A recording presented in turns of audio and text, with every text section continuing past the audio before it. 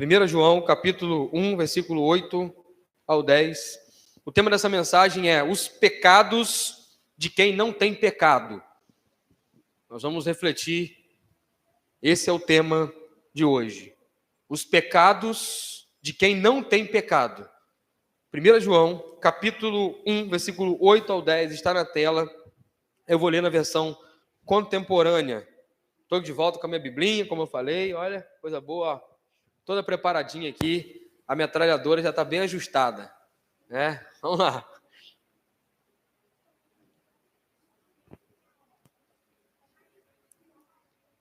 Vamos colocar de pé para a leitura da palavra de Deus. 1 João, capítulo 1, versículo 8 ao 10. Diz assim a palavra de Deus: se dissermos que não temos pecado nenhum, enganamo-nos a nós mesmos, e não há verdade em nós. Se confessarmos os nossos pecados, Ele é fiel e justo para nos perdoar os pecados e nos purificar de toda injustiça. Se dissermos que não pecamos, fazemo-lo mentiroso e a sua palavra não está em nós. Deus, obrigado por sua palavra, obrigado pelo seu povo reunido, obrigado, Deus, pela bênção do ajuntamento, Senhor. Obrigado pelo privilégio de ser edificado no corpo de Cristo, numa igreja saudável, num ambiente produtivo para a fé, centrado em Cristo, Senhor. Muito obrigado, Deus, pela vida dos meus irmãos. Obrigado, Deus, porque nós temos a oportunidade maravilhosa de podermos compartilhar da sã doutrina, Senhor. De desfrutar, ó Deus, de comunhão santa, Senhor. Muito obrigado, Senhor. Nós lhe rogamos que o Senhor fale aos nossos corações, nos ensine, nos encoraje, nos exorte e nos capacite para que possamos viver uma vida que te glorifique. Em nome de Jesus, ó Deus, eu te agradeço por estar aqui novamente, te agradeço por o Senhor ter cuidado de mim nesse tempo, Senhor. Te peço que o Senhor venha me livrar de todo mal na minha saúde, Senhor, que o Senhor possa me preservar, Senhor, para a tua glória, Senhor, em nome de Jesus, ó Deus. Ó Pai amado, te peço por minha família, minhas filhas e esposa, te agradeço pela vida delas, Senhor. Que o Senhor possa continuar nos guardando, Senhor, nos fortalecendo, guiando nossos passos, ó Deus. Assim também rogamos por todas as famílias da nossa igreja. Pedimos pelas nossas crianças que se apresentaram aqui hoje à noite, Senhor. Coisa boa é poder ver uma igreja de várias faixas etárias, onde temos crianças, jovens, adultos, senhores, idosos. Isso é bom, Senhor. Isso é bom ver a multiforme graça do Senhor alcançando várias faixas etárias, para que assim, Deus, nós possamos, através dessas faixas etárias, alcançar mais e mais nessas faixas etárias, ó Deus. Em nome de Jesus, nos ensine na sua palavra. Fale conosco, em nome de Jesus, ó Deus. Amém, Senhor. Podeis assentar? Meus amados irmãos, os pecados de quem não tem pecado. Como poderia ser possível isso? De duas maneiras, João nos mostra que aquele que se coloca numa condição de sem pecado está cometendo pelo menos dois pecados. E Deus não quer que nós venhamos tentar criar uma condição para o nosso pecado. Deus não quer que você invente uma desculpa para o seu pecado. Deus nunca buscou, desde a queda e até hoje, no homem, uma condição que ele se coloque diante da sua natureza. Deus nunca buscou achar no homem uma condição que ele possa inventar uma desculpa para os seus pecados. É isso que João vai colocar diante de nós, como colocou diante dos seus leitores originais, que nós não temos como criar uma condição ou inventar uma desculpa para a realidade do pecado. João está abordando um assunto que corre durante todas as suas três epístolas, principalmente na primeira, 1 João. Como pecadores podem ter certeza da sua salvação? João, em primeiro lugar, disse que nós podemos ter certeza da nossa salvação se cremos que Jesus Cristo é o Filho de Deus, 100% homem e 100% Deus. Esse é o nosso Salvador. Segundo lugar, vimos na última mensagem, João disse que podemos ter certeza da nossa salvação se Deus iluminou as nossas vidas e se nós andamos na luz, de modo que isso glorifique a Deus. Agora, em terceiro lugar, o apóstolo São João diz que podemos ter certeza da nossa salvação porque os nossos pecados, que são reais, são perdoados quando reconhecemos esses pecados e nos arrependemos, dando um sinal claro de reconhecimento e de arrependimento. O sinal é a confissão de pecados. Eu quero olhar, irmãos, esse texto que nós lemos em 3 ângulos diferentes. Observar com os irmãos 3 ângulos diferentes esse texto e ver a importância de falar sobre a realidade do pecado e a tentativa que o homem tem de se esquivar dessa realidade. O primeiro ângulo que eu gostaria de olhar com os irmãos é o ângulo da conversão. Observe comigo se o texto nos apresenta um passo a passo de uma conversão. Um pecador que está imóvel, no versículo 8, um pecador que tem os seus olhos abertos e reconhece seu pecado, no versículo 9, e um pecador que, por último, consegue olhar a realidade, se arrepender dos seus pecados, mas por causa, principalmente, do pragmatismo, se tornar um mero religioso na caminhada da fé. Um pecador, no verso 8, que está imóvel, incapaz e insensível, porque ele está morto. O versículo 8 nos diz o seguinte: se dissermos que não temos pecado, essa é a realidade, irmãos, de alguém que está cego, morto, insensível, adormecido pela realidade do pecado. Ele não consegue enxergar essa realidade de pecado.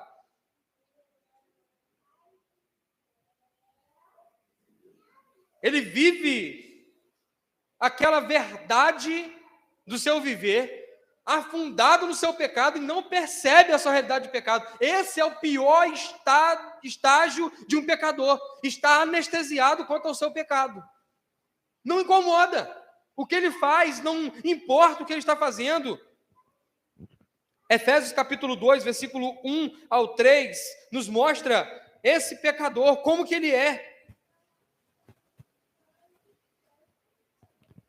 Efésios capítulo 2, versículo 1 ao 3, diz assim: Ele nos vivificou, estando vós mortos nos vossos delitos e pecados, nos quais andastes outrora, segundo, olha como que anda o pecador morto, o pecador anestesiado, o pecador insensível, olha como que ele anda segundo o curso desse mundo, segundo o príncipe da potestade do ar e o espírito que opera nos filhos da desobediência.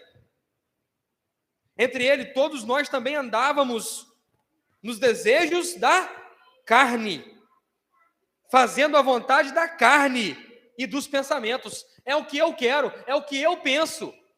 Eu não reajo a nenhuma verdade de Deus, eu não tenho nenhuma iniciativa, eu estou morto, eu estou anestesiado. E por isso, eu digo, não tenho pecado nenhum. Eu não tenho pecado nenhum. Eu não consigo enxergar essa realidade de um pecador. Eu não me importo com Deus. Eu não sei quem Deus é. Eu não sei qual é o princípio estabelecido por Deus. Eu apenas vivo o meu pecado. Mas o segundo momento, nesse ângulo da conversão, nós vamos observar que esse pecador que estava morto, ele é tocado pela graça de Deus. E quando ele é tocado pela graça de Deus, ele é atraído. E quando ele é atraído, ele só tem uma atitude. O verso 9 diz que os olhos são abertos e reconhece o pecado. Um pecador, no verso 9, que tem os seus olhos abertos. E o que ele faz quando ele enxerga a grandeza de Deus, a santidade de Deus, a majestade de Deus, e também enxerga a sua pecaminosidade? O que ele faz? Ele se rende. O texto nos mostra um pecador rendido quando seus olhos são abertos. Se confessarmos os nossos pecados, Ele é fiel e justo para nos perdoar. Aquele pecador que estava morto, ele foi tocado pela graça. Ele recebeu vida. E quando ele recebe vida, a primeira coisa que ele faz é reconhecer quem ele é, um pecador, e ele confessa o seu pecado. Foi o que aconteceu com Isaías, no capítulo 6, versículo 1 ao 7. Olhe comigo, Isaías.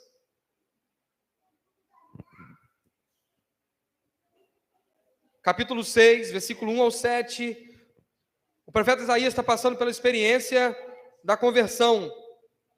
E diz assim: no ano que morreu o rei Uzias, eu vi o Senhor assentado sobre um alto e sublime trono, e as orlas do seu manto enchiam o templo.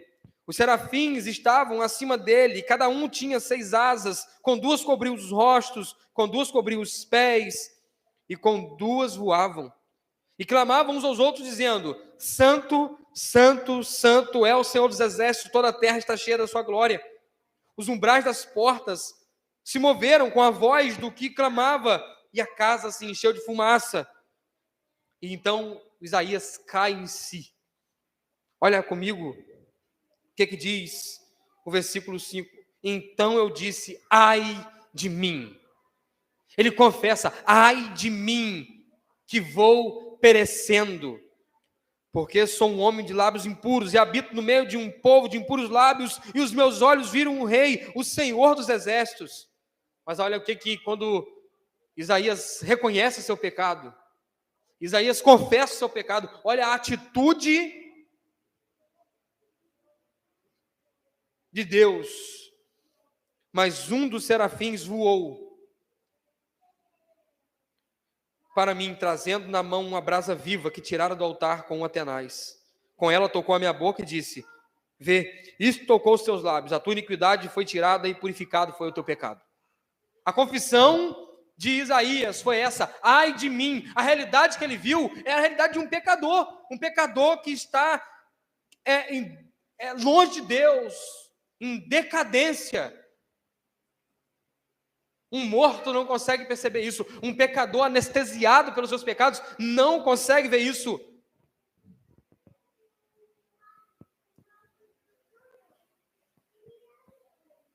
Urilco Zwinglio dizia: o pecado original é tão somente um defeito. E essa realidade necessita de arrependimento, e somente o arrependimento pode reformar ao padrão original em Cristo Jesus. Sem uma confissão, sem um reconhecimento, sem um arrependimento, nós estaremos enfadados a, no máximo, ficar penalizados por nossas consciências sobre a nossa realidade de pecado. Somente o arrependimento, somente o reconhecimento, somente a confissão pode restaurar o padrão original, a imagem de Cristo. O versículo 10 nos mostra então, dentro desse ângulo, um pecador que é um mero religioso. Ele reconheceu que é um pecador. Ele sabe que Deus tem os seus padrões. Mas ele é um mero religioso. E o que ele disse? O que o mero religioso disse no versículo 10? Se dissermos que não pecamos. Não, eu não peco não. Eu até sou um pecador, mas eu não peco. E eu fui tocado por Deus, eu sei quem Deus é, eu não peco. Está tudo certo. Agostinho de Hipona, o conhecido Santo Agostinho, disse: uma coisa é ter pecado, outra coisa é pecar. Uma coisa é aquilo que está marcado em você por causa da natureza do pecado. Outra coisa é a prática do pecado. Dificilmente um religioso que ancora a sua salvação na religião conseguirá assumir o quanto mal, miserável e pecador é. Na verdade, ele se acha bom porque ele é um religioso. Ele se acha salvo porque ele é um religioso. Aqui reside o maior perigo do pragmatismo, irmãos. O pragmatismo é o seguinte, é a intenção de validar uma determinada conduta, mesmo que ela não tenha respaldo bíblico, baseada apenas nos resultados que cada um almeja ter. Pragmatismo é você ficar tão acostumado com aquilo que você faz de errado, que a verdade central não te incomoda mais. Eu não peco mais, não. Eu estou tranquilo. Isso não me incomoda.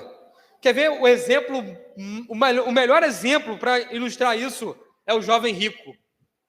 O jovem rico chega até Jesus e fala: Senhor, o que fazer para herdar a vida eterna? E Jesus vai falar: olha, obedeça os mandamentos. Quais? Honra teu pai e tua mãe. Adore somente o Senhor. Ame o seu próximo. Ame a Deus. Aí o jovem rico, cheio de religiosidade, diz o seguinte: tá fácil para mim. Isso eu já faço, conquistei. No que depender de mim, tá tudo certo. Pode ficar tranquilo, Jesus. Dominei então. É comigo mesmo. Aí Jesus fala com ele: vai, vende as suas propriedades e divide com os pobres. Acabou. Ele caiu em si, na sua realidade, de que ele era um religioso que estava tentando construir a sua salvação. Isso está registrado em Mateus capítulo 19, versículo 16 ao 22. Ele estava construindo a sua salvação na sua própria perspectiva. Eu obedeço, eu devolvo o dízimo, eu vou no culto de domingo à noite, eu sou batizado, eu fiz a primeira comunhão, eu recebi a hóstia santa, está tudo certo comigo, eu alcancei, eu estou salvo, eu rezo o terço, eu vou ao culto, eu ajudo na igreja, eu estou salvo. Jesus toca naquela área que tem um pecado escondido, um pecado guardado, um pecado intocável. E quando ele toca naquela realidade, o jovem rico se desaba. Ele fica triste, porque tocou no seu pecado.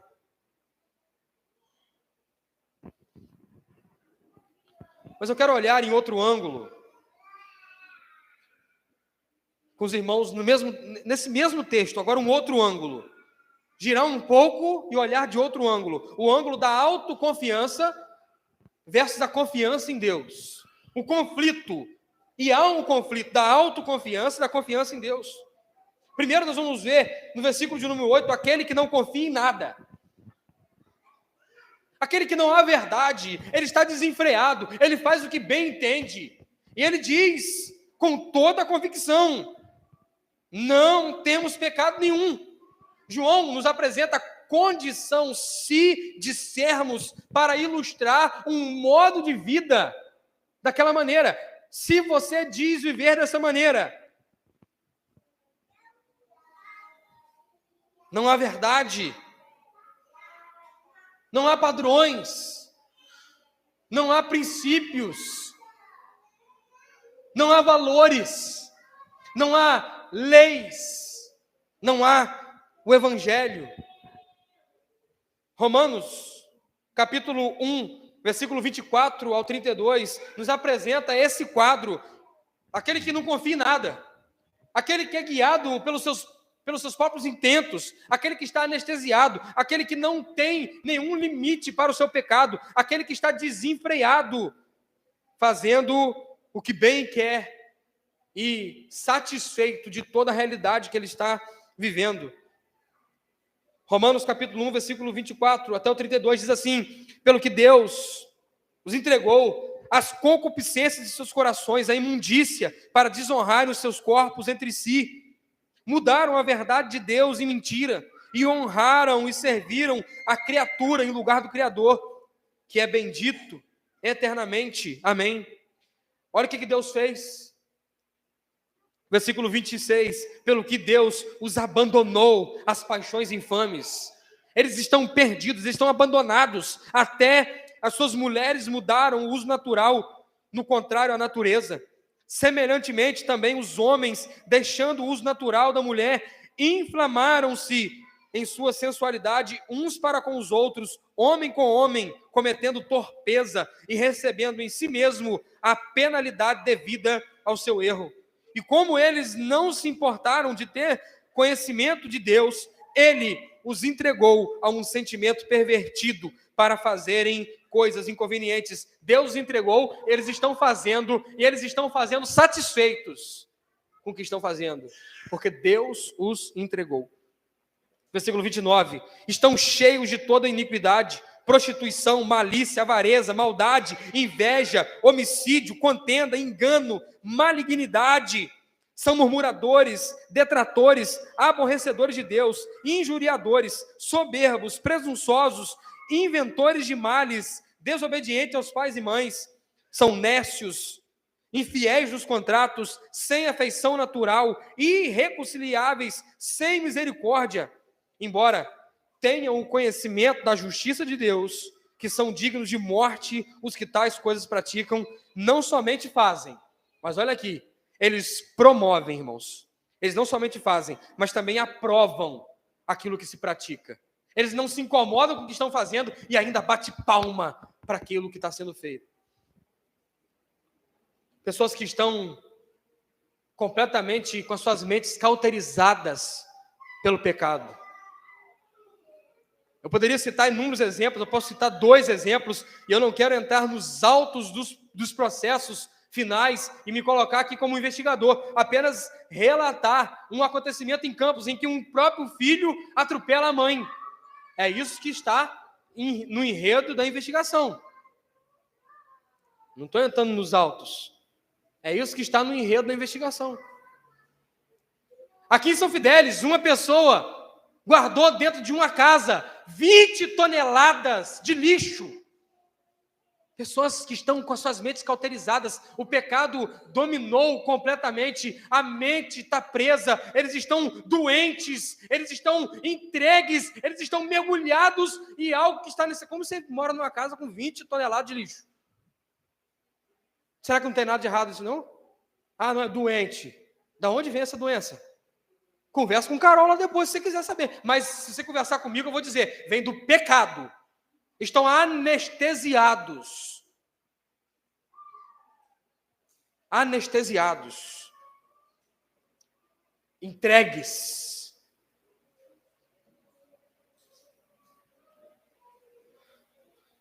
Uma era que nós vivemos praticamente um Gotham City. As pessoas estão loucas.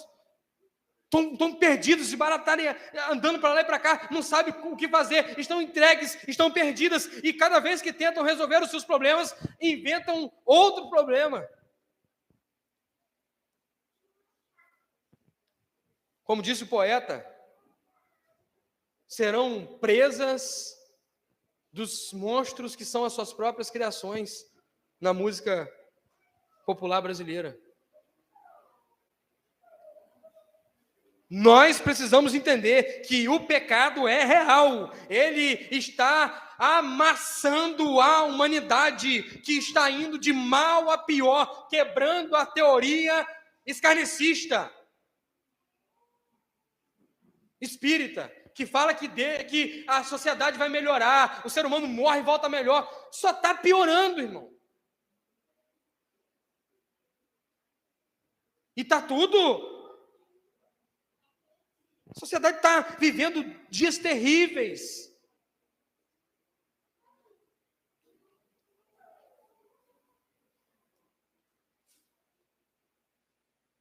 Todos os TDs que vem fluindo nesse tempo, irmãos. Olha a quantidade de problema que a gente vive. Não tem nada melhorando. E o homem está anestesiado, achando que tem uma solução em si mesmo. A única solução para esse homem é se arrepender e confessar. O versículo 10 mostra aquele que confessa, representa, está concordando com a denúncia de Deus, no versículo 9. Deus nos denuncia como pecadores. Romanos capítulo 3, versículo 10 e 11. Não há um justo sequer, não há ninguém que o glorifique. Versículo 23 do capítulo 3 de Romanos, porque todos pecaram. E esse pecado, ele tem um pagamento. No capítulo 6, versículo 23 de Romanos, o salário do pecado é a morte, mas também tem salvação para aquele que se arrepende e confessa os seus pecados. O salário do pecado é a morte, mas o dom gratuito de Deus é a vida eterna em Cristo Jesus. Tem solução, irmão, para essa vida caótica. Tem solução para essa sociedade decaída, depravada, iludida, anestesiada, má, terrivelmente má. Tem solução. A solução é se arrepender. A solução é olhar para Deus e dizer: eu pequei.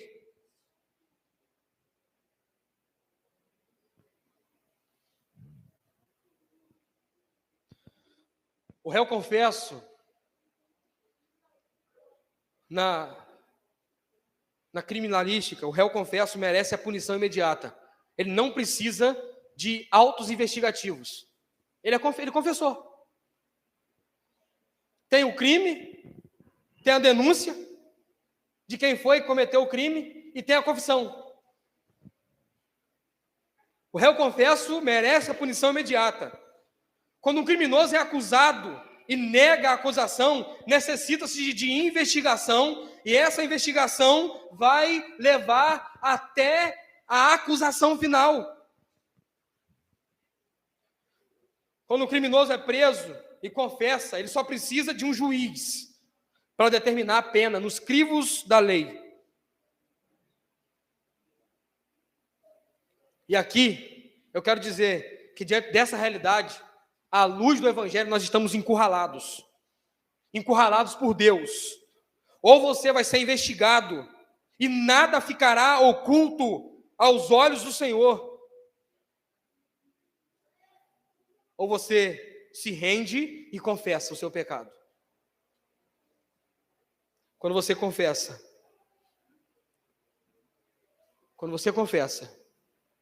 o juiz vai dizer: a pena está paga na cruz. Está satisfeita a pena na cruz do Calvário. Hebreus, capítulo 4, versículo 13, nos mostra um Deus que nos encurrala, dizendo: para onde você está tentando correr? Para onde você está indo? O que você quer fazer?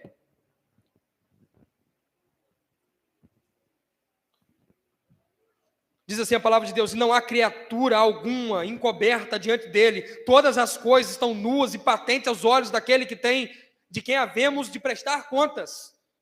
Visto que temos um grande sumo sacerdote, Jesus, o Filho de Deus, que penetrou nos céus, retenhamos firmemente a nossa, o quê? Confissão, pois não temos um sumo sacerdote que não possa compadecer-se das nossas fraquezas, porém que, como nós, em tudo foi tentado, mas sem pecado. Cheguemo-nos, pois, com confiança ao trono da graça, para que recebamos misericórdia e achemos graça, a fim de sermos socorridos em momento oportuno. Não adianta, pecador, você fugir de Deus, do justo juiz. Não adianta você tentar se esconder. Ele vai te investigar, e o critério de investigação é a lei, e pela lei você será condenado. A lei vai te acusar, e você vai estar encurralado por Deus, receber a pena de receber o pagamento por aquilo que você cometeu. Por isso, o melhor caminho para um pecador é se arrepender e confessar, para que haja graça e encontre misericórdia. Então você é chamado a chegar confiadamente a Deus e se arrepender dos seus pecados e confessar os seus pecados, porque há graça para o pecador arrependido.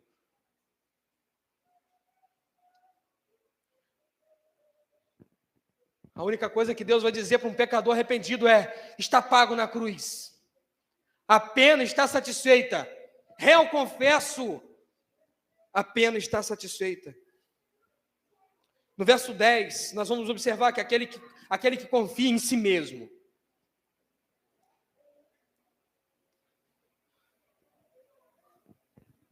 aquele que ele decidiu andar confiando em si mesmo, ele não confiou em Deus, ele não se rendeu.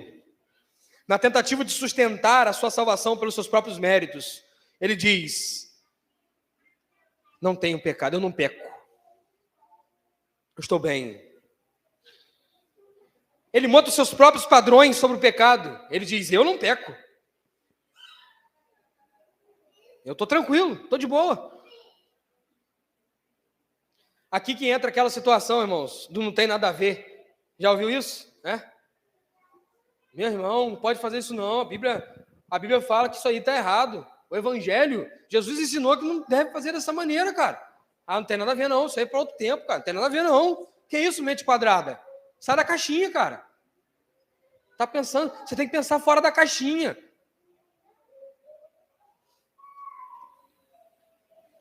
Isso hoje em dia é normal. Se é normal, não tem problema. Vai continuar sendo pecado, se for normal. Se a Bíblia diz que é pecado e se tornou normal em nossos dias, continua sendo pecado.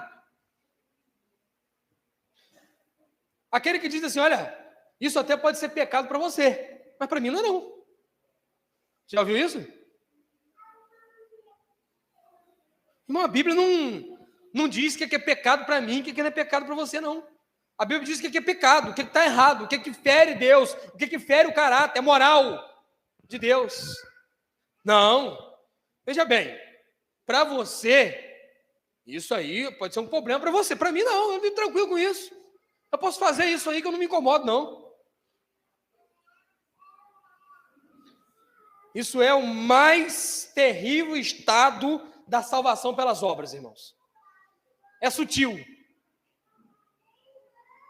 A Reforma Protestante denunciou há 507 anos atrás a Igreja Católica na tentativa de produzir e incutir na mente dos seus fiéis a salvação pelos seus próprios méritos, a salvação pelas obras, e nós hoje precisamos voltar a combater dentro das igrejas evangélicas a salvação pelos próprios méritos, pelas próprias obras. A condição de dizer que não tem mais pecado é aquele que montou para si mesmo uma própria condição de salvo.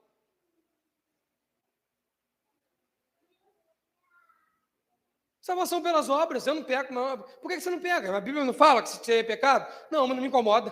Pronto. Estou satisfeito com Deus, estou tranquilo.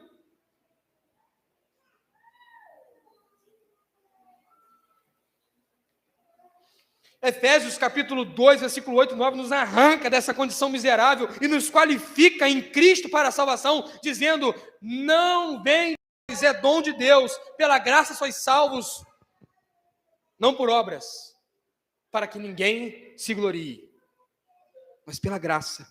Não é porque eu não me incomodo com o pecado que eu cometo, que eu estou tranquilo com Deus, que aquilo ali não faz mal não, estou de boa. Eu não posso dizer que não peco, porque por apenas viver uma realidade de uma salvação ancorada naquilo que eu estabeleci como meu próprio padrão de se incomodar com o pecado ou não. Se dissermos que não pecamos, nós fazemos Deus de mentiroso. Deus nos denunciou como pecadores. Tal condição exigiu de Deus enviar o seu Filho ao mundo para morrer pelos nossos pecados. Tal condição exigiu de Deus enviar o seu Filho para ser crucificado, absolver a ira, satisfazer a justiça, comprar-nos de Deus para que nós não sejamos condenados ao inferno como pecadores se não nos arrependermos.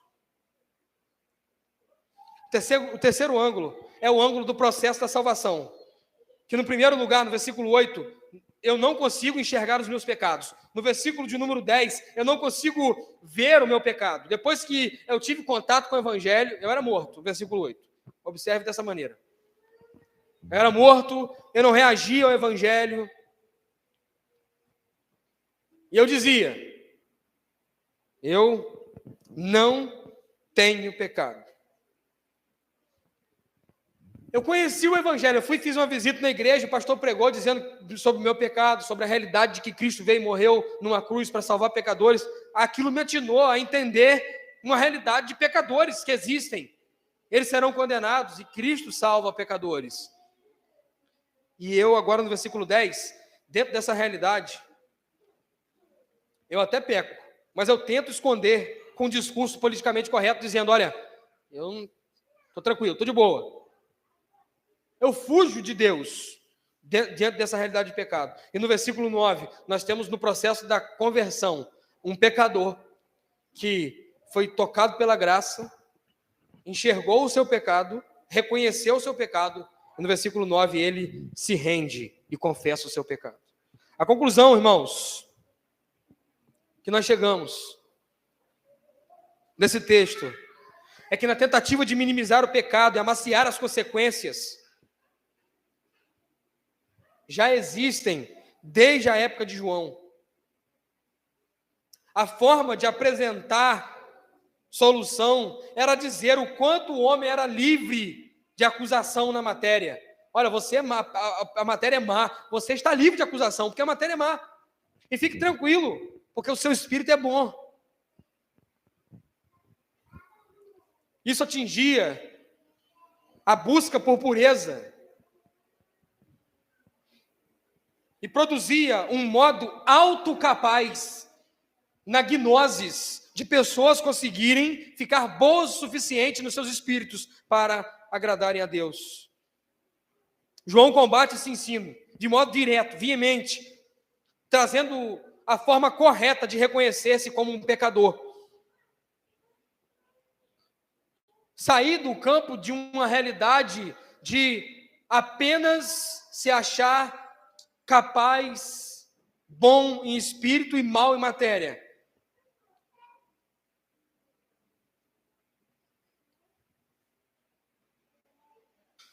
Para reconhecer que alguém puro, sem pecado, 100% homem, 100% Deus, deu a sua vida para que pecadores pudessem ter vida, e vida com abundância, vida plena. A dúvida na época era sobre se de fato podia ser salvo, visto que eu era tão mal. Será que Cristo poderia me salvar?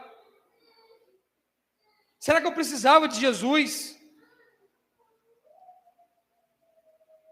Se meu espírito é bom? Se eu podia ter a minha própria experiência para me tornar pura, buscando pelos meus próprios caminhos, na minha autorreflexão. E a resposta de João a isso foi: não. Não há condição no homem capaz de torná-lo puro e salvo pelos seus próprios caminhos.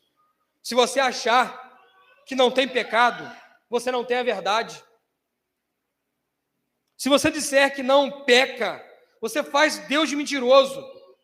João diz então, portanto, confesse seus pecados, receba o perdão de Deus, pelo nome do seu Filho Jesus Cristo Salvador.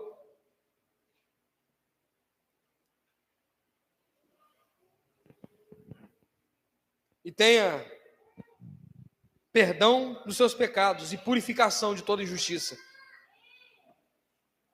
Aquele que se arrepende dos seus pecados, aquele que confessa os seus pecados e confia no Senhor Jesus para a salvação, depositando sua fé unicamente no unigênito de Deus, recebe perdão e graça.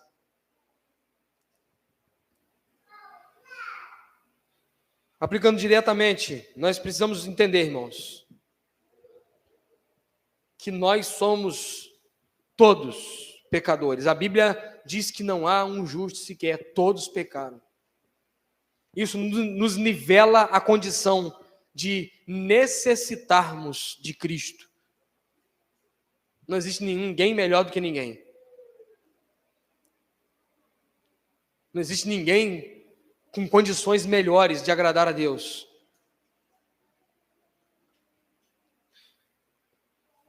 Precisamos aplicar dizendo que o nosso discurso, se dissermos, nos chama a uma condição de não viver algo que não seja verdade.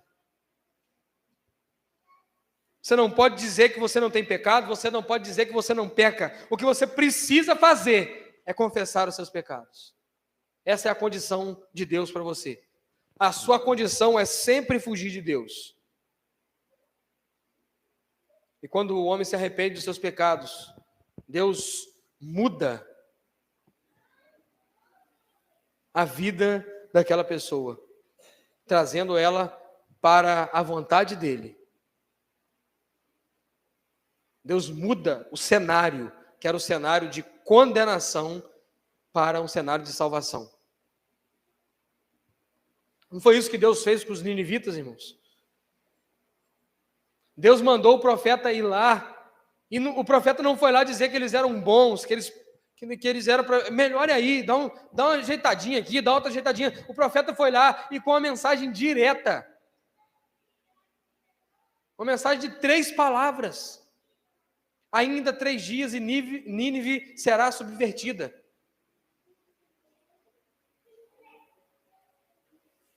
O povo se arrepende. Quando eles ouvem a mensagem que condena eles, olha, Deus vai acender a sua ira, Deus vai destruir vocês, eles se arrependem. Qual que era a vontade de Deus? A vontade de Deus era essa, eles se arrependerem. Deus não mudou, Deus mudou os ninivitas. Quem mudou foram os ninivitas. Eles mudaram, eles se arrependeram. Eles abandonaram os pecados, eles proclamaram o jejum, eles confessaram, eles voltaram-se para Deus. E Deus foi misericordioso. O profeta disse: eu sabia que o Senhor seria compassivo e misericordioso. Deus era compassivo e misericordioso desde sempre, ao ponto do profeta conhecer a vontade de Deus, que conhecia a vontade de Deus, que vivia uma vida com Deus. O profeta sabia que Deus era compassivo e misericordioso. E quando o povo se arrependeu, ele foi clemente. Ele salvou o povo. É isso que Deus faz quando os pecadores se arrependem. Deus salva os pecadores. Deus traz graça abundante, misericórdia, e alcança aquele coração, trazendo ele para a vida. Quero concluir dizendo para você que é cristão e está caminhando uma vida com Cristo, cuidado com o pragmatismo, não se deixe levar por uma vida de religiosidade, não seja um crente de tabelinha, viva uma vida desfrutando das doçuras da graça, confessando seus pecados continuamente, desfrutando da fidelidade, da bondade, da misericórdia, da justiça, do amor de Deus continuamente no seu viver. Para você que ouve essa mensagem direta do Evangelho para o seu coração, a oportunidade é: confesse os seus pecados, volte para o Senhor, se arrependa de todos os seus pecados e receba a justiça de Deus em Cristo Jesus, que te purifica, te perdoa de todos os pecados e te dá uma vida abundante. Eu quero te chamar a fechar os seus olhos. Quero chamar em atitude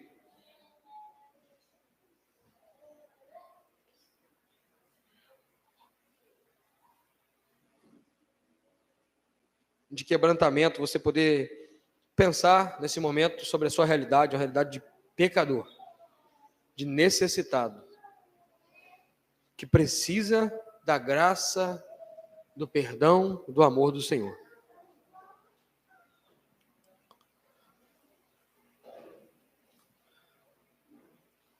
Não há um justo sequer, não tem condição nenhuma para o pecador. Só tem um caminho: se arrepender e confessar. Renda-se, lance-se ao Senhor, que te acolhe,